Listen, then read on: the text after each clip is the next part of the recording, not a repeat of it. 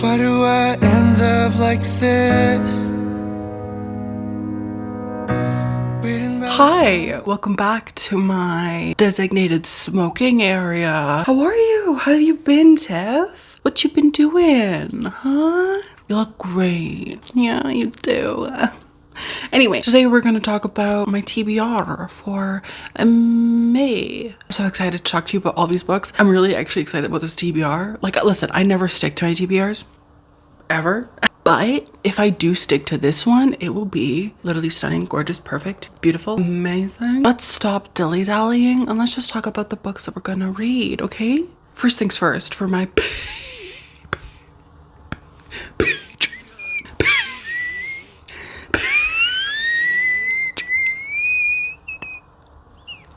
we're going to be reading a book that I don't own yet, and that is Boy Parts by Eliza something. I forget the girl's last name. My bad. We're going to be reading this book. We don't have a co-host yet for this month. We might not have a co-host. I don't know. We'll see. From what I know, this is a book about a girl who's like a photographer.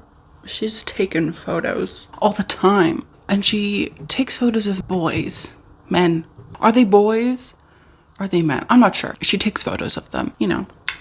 She also happens to be a predator.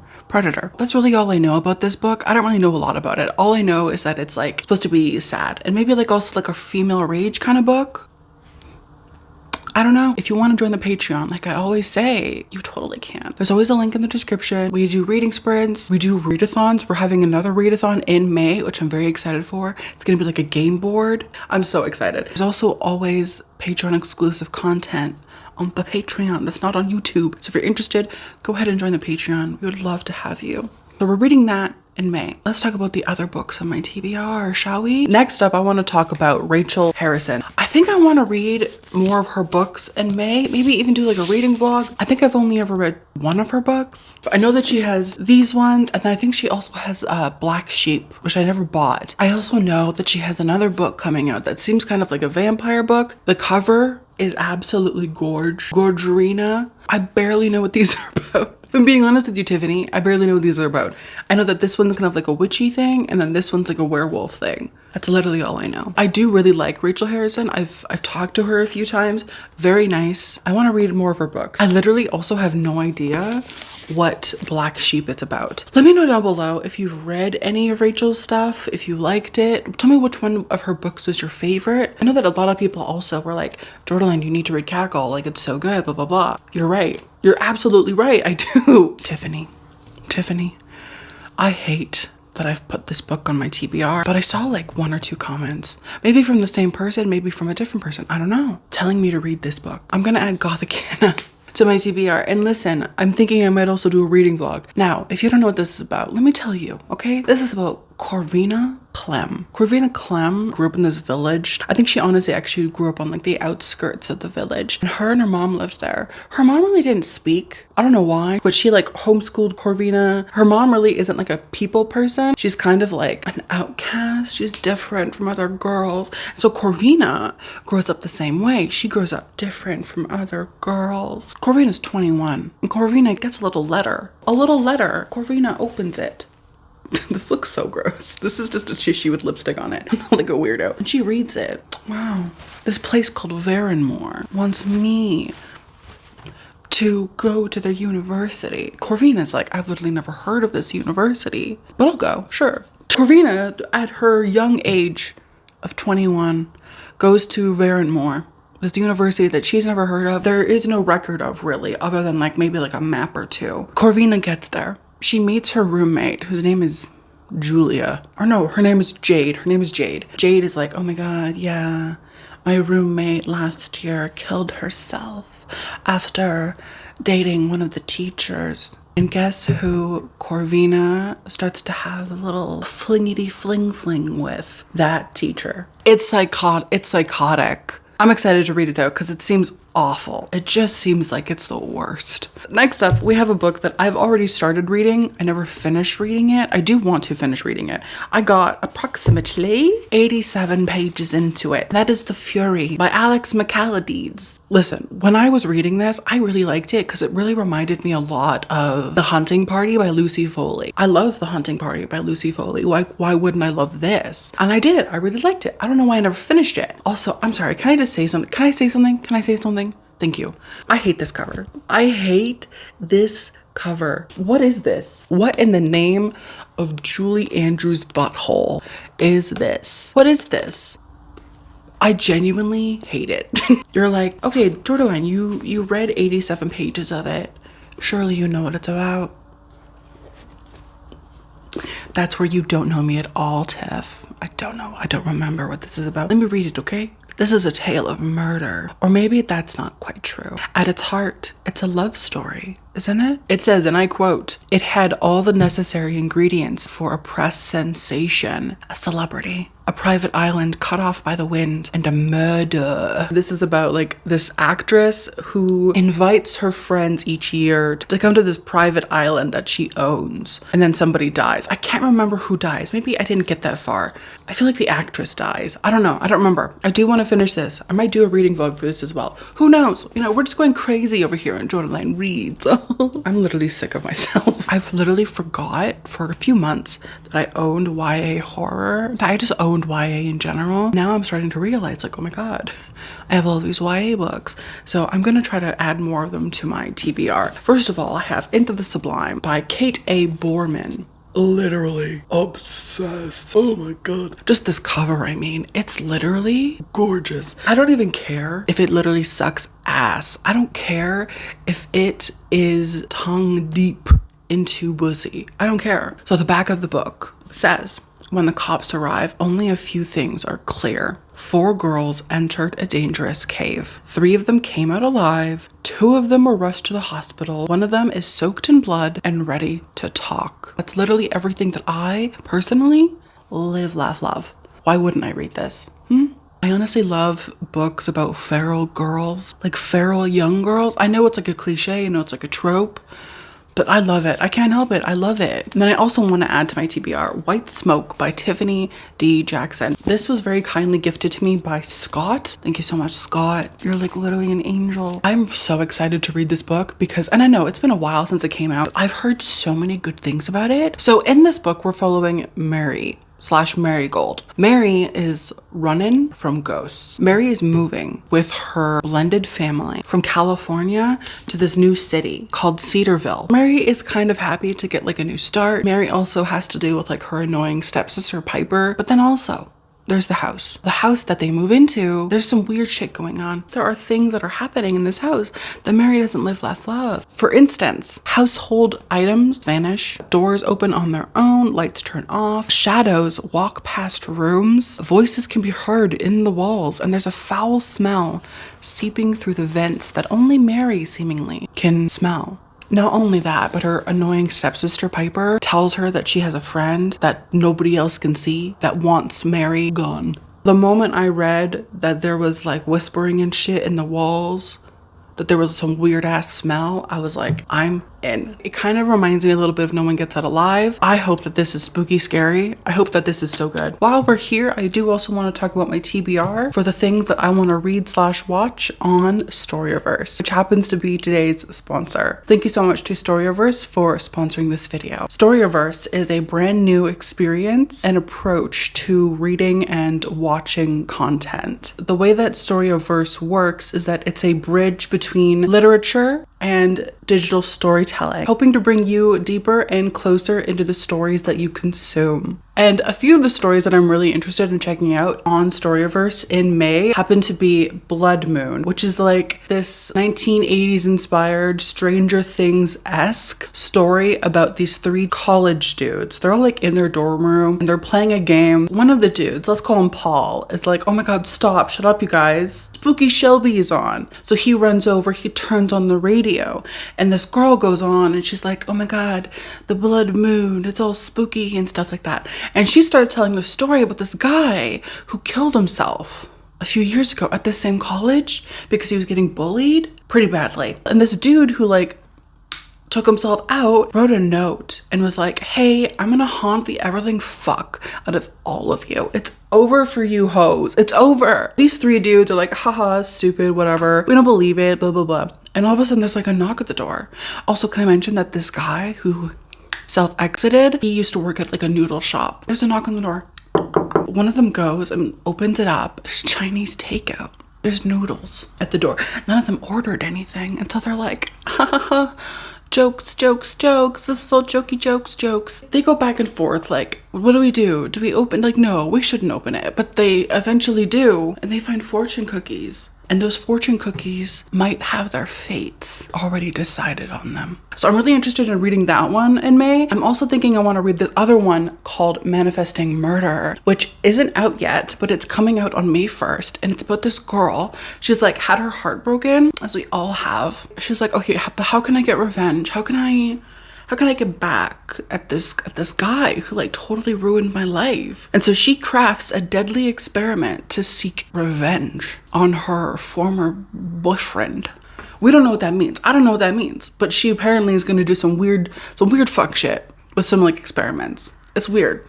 Last one is kind of convoluted, but it's called Sorcerer. And this one is about this guy, this like scientist guy. He's like in his lab with all of his scientist friends or whatever, and they're doing all these tests on animals.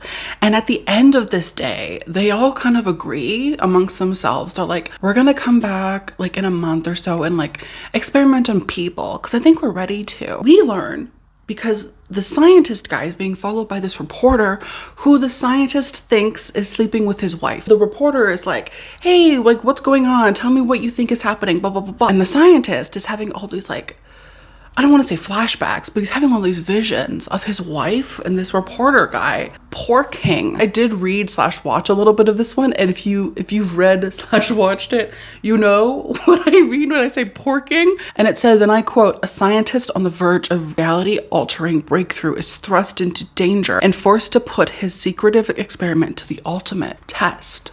I don't know what that means, to be honest, but I'm intrigued. Storyverse is a platform that has a ton of different genres. We've got horror, which is like kind of what I've been sticking to. They also have like comedy, they have adventure, they have thriller, they have mystery. Like they have everything that you could possibly want and need. They have like 2D animation, 3D animation, anime.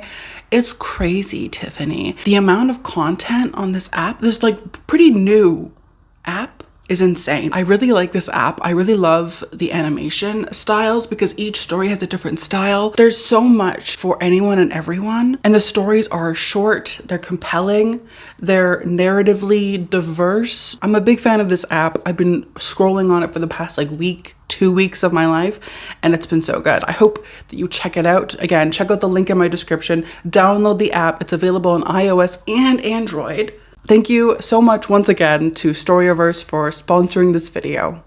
I want to talk about a few books that are brand new. One of them actually I didn't buy. One of them was sent me by the author. This is Rotten Tommy by David Sodergren. David was very kind and sent this to me. First of all, do you see this, Tiff? Horrifying. This I think comes out in the beginning of May. Rotten Tommy is about a girl named Becky. Becky lives in an eternal nightmare. Her mother went missing a while ago, and Becky has never given up hope. It's literally right when she's on the precipice of giving up that Becky makes a breakthrough and finds a little piece of evidence. She finds videotapes, VHS tapes in the wall. Becky is watching these tapes. She's growing more and more horrified. She finds herself drawn into a horrific mystery far greater than she could have ever possibly imagined. Becky unwittingly has summoned something. She has maybe summoned something called Rotten Tommy, and Rotten Tommy just wants to play. Bro, absolutely no. If this is Rotten Tommy can go fuck himself. Rotten Tommy can get the fuck out of here. No. But also, yes, I'm so excited, dude.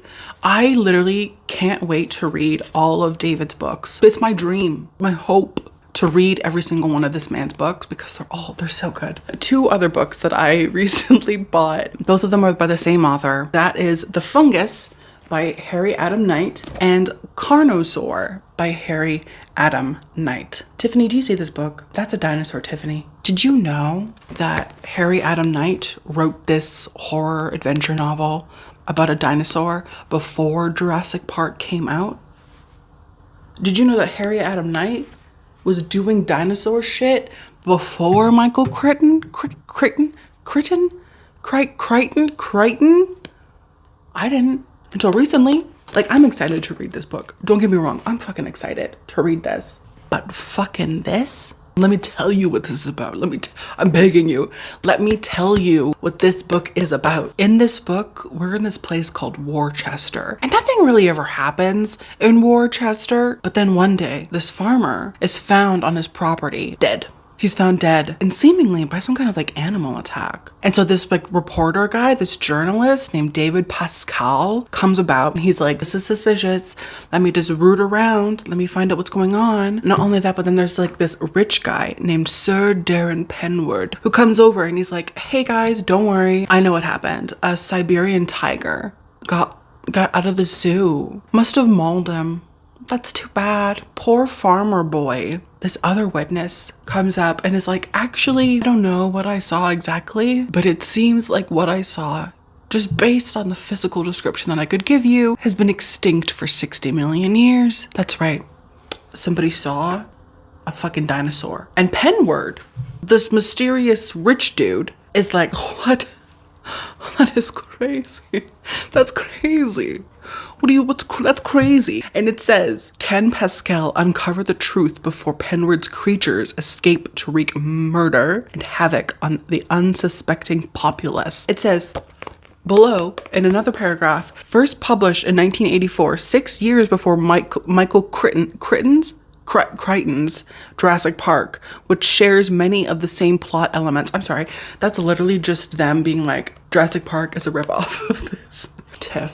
Tiffany, if you think I'm the kind of girl who doesn't want to read dinosaur horror novels, then you don't even know me at all. Then you don't even belong on this channel. If you think for a second that I'm not the kind of girl who would be interested in something like this, you need to get the fuck out. Okay?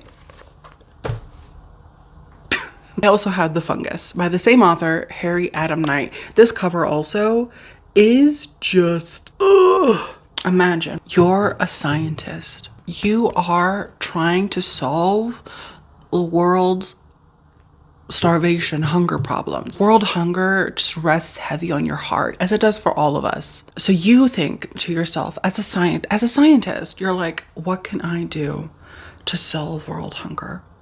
I know. Fungus. You as a scientist start trying to create giant mushrooms. Let that sink in, Tiff. Let it be known that you tried to solve world hunger with creating large mushrooms. How do you feel about yourself? Anyway, these mushrooms don't go well, like at all. The fungus is not good. It says that the mutated spores escape the lab and spread across England. They grow into these huge, huge towers. Somebody gets athlete's foot and it becomes a grisly and horrible death. And listen, dying quickly in this little fungus thing, horrifying, but being one of the survivors, more horrifying. Those who survive the infection will be transformed into something unthinkably monstrous. Bro, if you're not into this, I don't know what to tell you. If you're thinking like these are things that I never want to read, who hurt you? What happened in your childhood for you to get to this point? Seek help. Talk to someone. This is all I've ever wanted.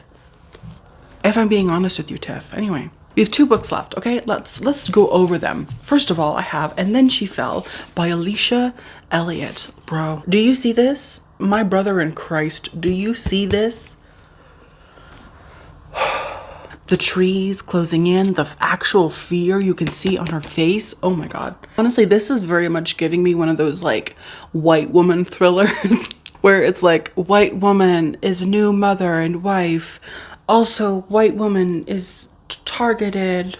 Except we're coming from the perspective of I think a native woman. In this, we're following this girl named Alice, which is kind of interesting. It's called And Then She Fell. The main character's name is Alice. Alice in Wonderland. I don't know. Anyway, okay. On the surface, Alice has the perfect life. On the surface, Alice is literally like living the dream. On the surface, everything's great. Alice just gave birth to her beautiful daughter, Dawn. She's married to this guy named Steve, who's just like literally like the epitome of support. Like, great. And not only that, they just moved into this very expensive neighborhood in Toronto. Like, very expensive. It's crazy. But Alice can't help but feel that something is like very, very, very wrong. She's not connecting with her baby. Her neighbors are fucking weird. Her husband, when she has a husband, like, that's problem enough. Whilst all of this is going on, when she has all of these doubts in her head, she's also writing a modern retelling of the creation story. And Alice is convinced that all of this is because it's like in her head. Even her husband, Steve, is like, you're crazy. It's all in your head.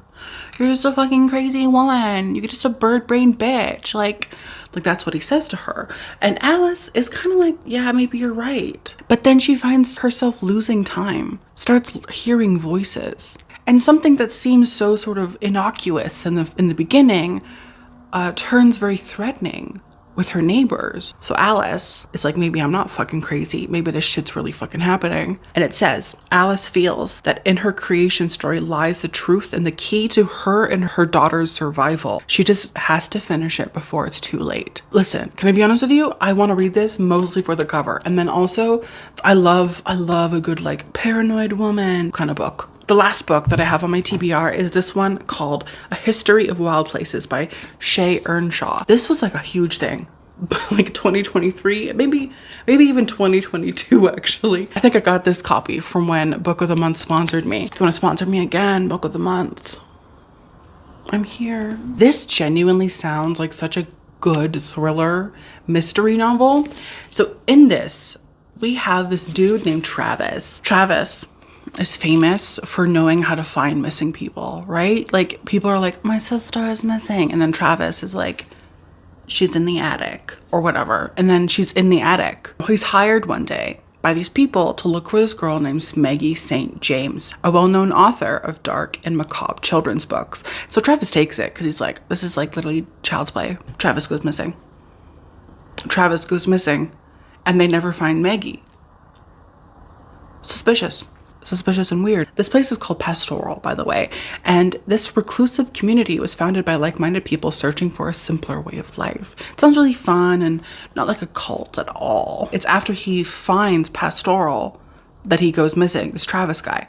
And then fast forward, we have Theo. He's like a lifelong member of this community, Pastoral, and he is one day driving and he finds Travis's abandoned truck. Weird. Suspicious. Unraveling the mystery of what happened reveals secrets that Theo, Calla, his wife, and his sister B keep from one another. Secrets that prove their perfect isolated world isn't as safe as they believed, and that the darkness takes many, many forms. Bro.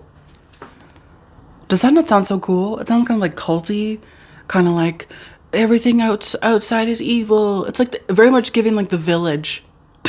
My friends. My family, my familia. Thank you so much for watching this video, for being here with me today. It was so much fun. I loved it. I really mean that. Don't forget to hit subscribe because we talk about spooky shit, talk about creepy shit, talk about carnosaur and gothakana and shit. Thank you so much. Let me know down below if you've read any of these books, what you thought of them. If you haven't read them, let me know what's on your TBR. I would love to know. Thank you so much. I hope you have a wonderful day, Tiff. Take care of yourself, okay? You're literally gorgeous. You're literally stunning and perfect. Oh my God. Okay. Bye. Where do we go from? Where do we go from here?